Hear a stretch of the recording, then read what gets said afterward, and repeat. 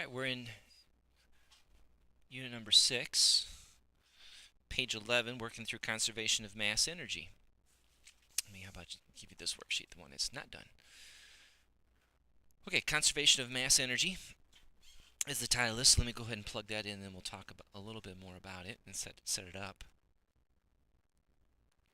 Alright, so there's conservation of mass energy. We've already talked about the conservation of energy. And when we did that, we talked about the fact that this whole idea of conservation of energy is an idea that was more or less tied into the 19th century, 1800s. And with the advent of modern physics, which occurred right around 1905 with Einstein, Einstein really changed the way we look at energy. And we found out that energy can be destroyed, and we can actually create energy. So we can actually create and we can destroy energy. And what Einstein said was, if we destroy energy, we create mass. And if we destroy mass, we create energy. Mass and energy are literally two sides of the same coin. And so the first thing I'm going to give you on this set of notes is the fact that, I guess is the new definition of conservation of energy, which is really conservation of mass energy. That whole concept of mass energy is kind of pulled together now with Einstein. And this is going to be a 20th century and a current definition. All right, so next one. So mass and energy can be created or destroyed. So we can create and we can destroy energy. That's totally possible. And in this particular video, I'm going to show you some examples of that. How does that work? And where do we see that in our everyday life? So mass and energy are two sides of the same coin. Okay, so if you have mass, you have energy. If you have energy, you have mass. Mass and energy, the equation for it is probably the most famous equation you've ever come around, and that's E equals mc squared. Okay, so we're gonna come back to that equation in just a bit. So let me set a couple other things up, and then we'll actually use that equation. So I have a couple examples. Here's the first one. Number one: if energy is destroyed, the energy becomes mass, and that occurs at Fermilab, Fermi National Laboratories, and now more recently, it occurs at the LHC, Large Hadron Collider. Let me tell you a little bit about the Fermilab. If I was in class, I'd show you some slides, but I can't really do that on this video. Fermilab is located in Batavia, Illinois, and it is an underground, most of it, that is in operation as an underground facility that's a big ring that's about a kilometer across. And what goes on inside this tube that's underneath the ground is protons, P for protons, and their antiparticle, antiprotons, are whirled around this circle at really high speeds. And so protons are whirled in this direction, antiprotons are whirled around in this direction, and then at certain locations throughout this tube, they're allowed to hit one another. And the process of hitting one another, they destroy themselves and become energy. And some of that energy that they had becomes mass. So for example, so let's say I had a let's start with this one. Say I had a proton and it's traveling really quick. By the way, they can get these up to 99.99% the speed of light. So they can get these guys really, really moving. And if they get them really moving, they have a lot of kinetic energy. So where is it that energy, we said over here, where's it at? If energy is destroyed. So what is that energy? Well, at Fermilab, they destroy kinetic energy. So the kinetic energy that protons and antiprotons acquire is destroyed. And what does that energy then become? Well, it becomes mass. And so if you were to measure the mass of these two particles and add them together beforehand and compare that to all the mass of the particles that are created afterwards, the mass of all these particles over here is going to be far greater than the mass of these two particles. Where did all that extra mass come from? It came from the kinetic energy of these two particles. So what Fermilab tries to do is tries to get these guys going at real high speeds, slam them into one another, and then we get all these new kinds of particles, these exotic particles like quarks and that type of thing. Well, one of the particles that we would like to get to help us understand a little bit about the subatomic world is something called the Higgs boson. And the only way to get the Higgs boson is to get these guys going really, really fast, like 99.99999% the speed of light. Well, um, it's tough to do that on such a short track. You might be thinking, well, a kilometer across, that's not a short track, that's a large track. Well, we need a bigger track to get these things going faster. And so the Large Hadron Collider isn't 1 kilometer apart. It's like miles and miles across. It's enormous in size. And that big size allows us to speed them up to even higher speeds. Now, we'll never be able to achieve the speed of light with these speeds, but we can approach something that's a little bit closer than 99.9% of the speed of light, 99.99999 speed of light. And that those extra decimals, those extra fractions out there are important.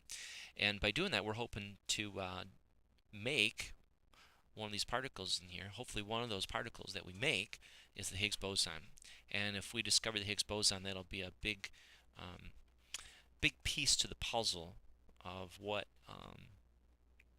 goes on at the subatomic level.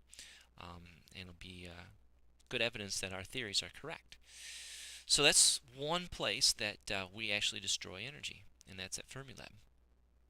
All right, number 2, if mass is destroyed, the destroyed mass becomes energy. So mass can be destroyed by 2 processes. One's called fusion, and one's called fission. We're going to talk about both of them. The first one we're going to talk about is fission. Fission is the breaking up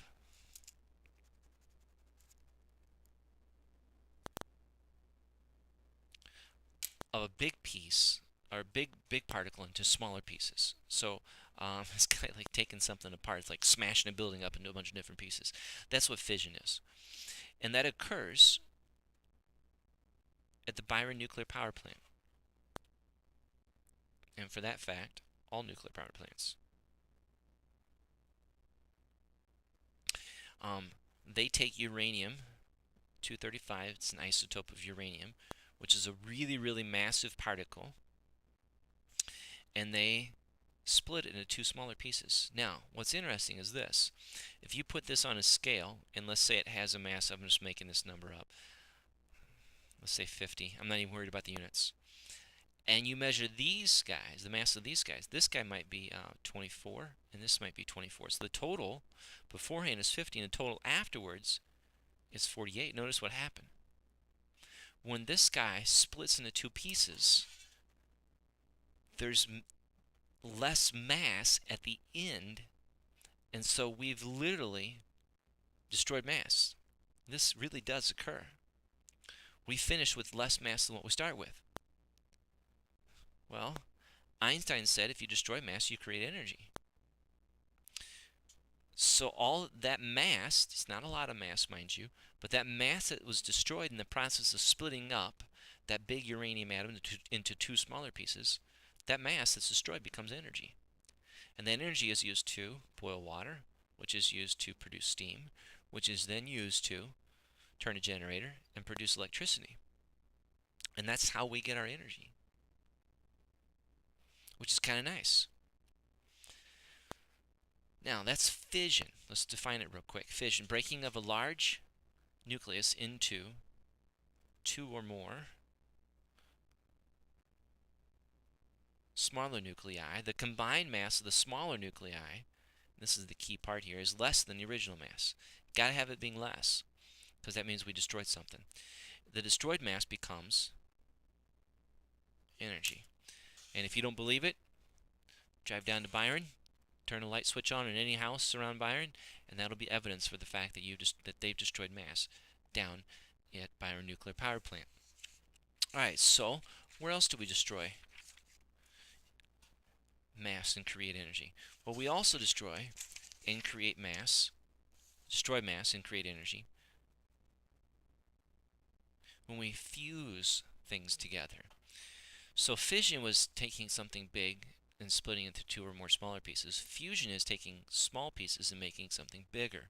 It's assembling. Fission is deassembling, or yeah, taking something apart. Fusion is assembling, putting them together. And that occurs in the core of our star.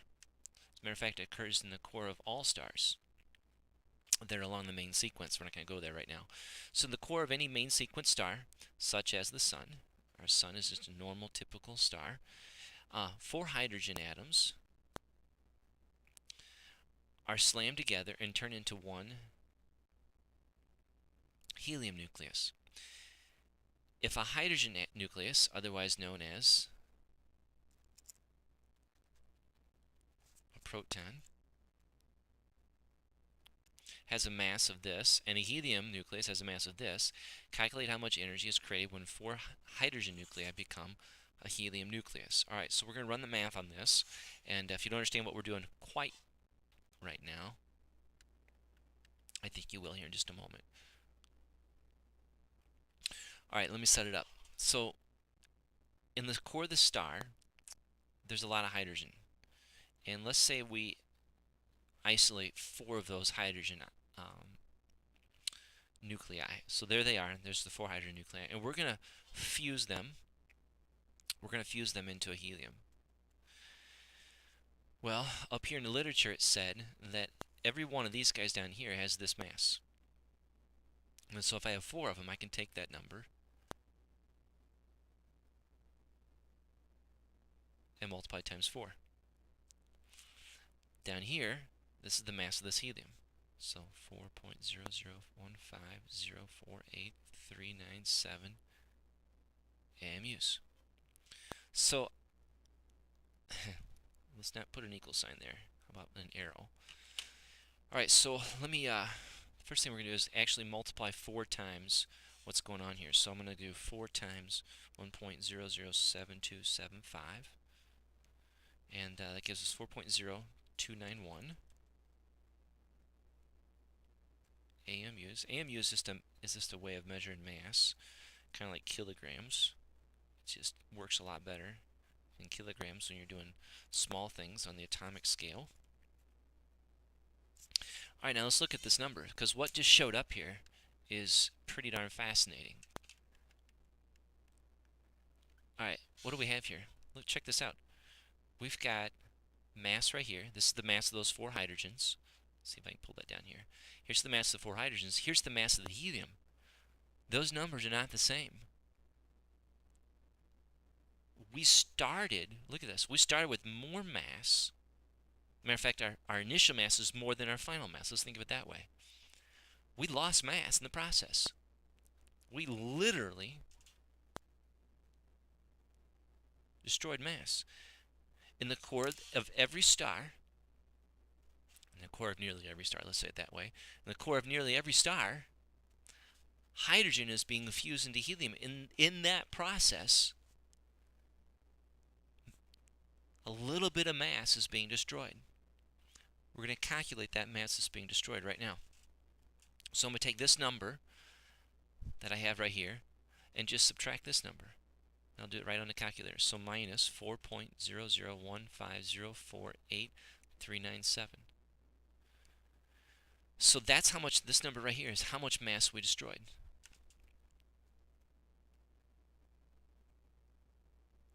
That's the destroyed mass. Okay, so we know that. Let's go ahead and figure out how much energy that produces, because if we just, Einstein said, if we destroy mass, we create energy. So the equation that allows us to determine how much energy is produced from that destroyed mass is right here. So E equals mc squared. So here it is. Now we have to be careful. This is not kilograms, this is AMUs. I need, to make this work out well, I need this M in kilograms. So I'm going to do a quick conversion between AMUs to kilograms. And so the conversion, which is actually found on your equation sheet, is 1.66 times 10 to the negative 27th kilograms, and then that becomes 4.58 times 10 to the negative 29th kilograms. Already did that calculation. So let me substitute that in there. So this is going to be 4.58 times 10 to the negative 29th kilograms. The speed of light, which is 3 times 10 to the 8th meters per second. And then we have to square that. So we're going to plug that into the calculator. And that'll be how much energy we get when we destroy, or when we, I guess when we destroy mass, and when we create, or when we assemble, or when we fuse 4 hydrogen into a helium. So let's do that real quick. So 4.58 times 10 to the negative 29th times 3 times 10 to the 8th times 3 times 10 to the 8th. And then that's how much energy is produced. 4.122 times 10 to the negative 12 joules. And you might, hopefully you're saying to yourself, gosh darn, that's not very much energy. And you're right. That right there in itself is not very much energy. However, there's a lot of this going on in the core of the sun. Billions and billions of tons of hydrogen are being converted into helium every second on the sun. And so this number here, when it needs to be multiplied times the number of times it occurs, which is just gazillions of times, which gives us all the energy we need. So this literally becomes sunshine. That's where we get sunshine from. So it's kind of cool how it all works out. And it wasn't but 70 years ago that we've kind of started putting all this together and figured out that the sun really produces its own energy by fusion. And hopefully, our nuclear power plants that we have now, which are all fission power plants, hopefully they'll all be converted into fusion power plants. And if that occurs, the whole need for the whole need for energy, the world's needs for energy will instantly be solved. And we'll talk a little bit about that in physics too and how that works. Alright, so fusion, let's do the key concepts. Fusion, combining of 2 or more small nuclei into one larger nucleus. The combined mass of the smaller nuclei is greater than the final nucleus. The destroyed mass, so whatever we destroy, becomes energy. And we call that energy here on Earth sunshine. So how does the previous answer affect the way you think about nuclear power? Well, hopefully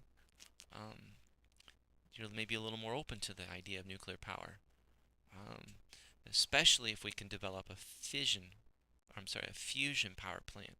If we can, like I said earlier, stop making fission power plants and make fusion power plants, and we don't have the technology right now, but I would say within your lifetime that will probably happen, and the energy needs of our world will be solved the moment that happens.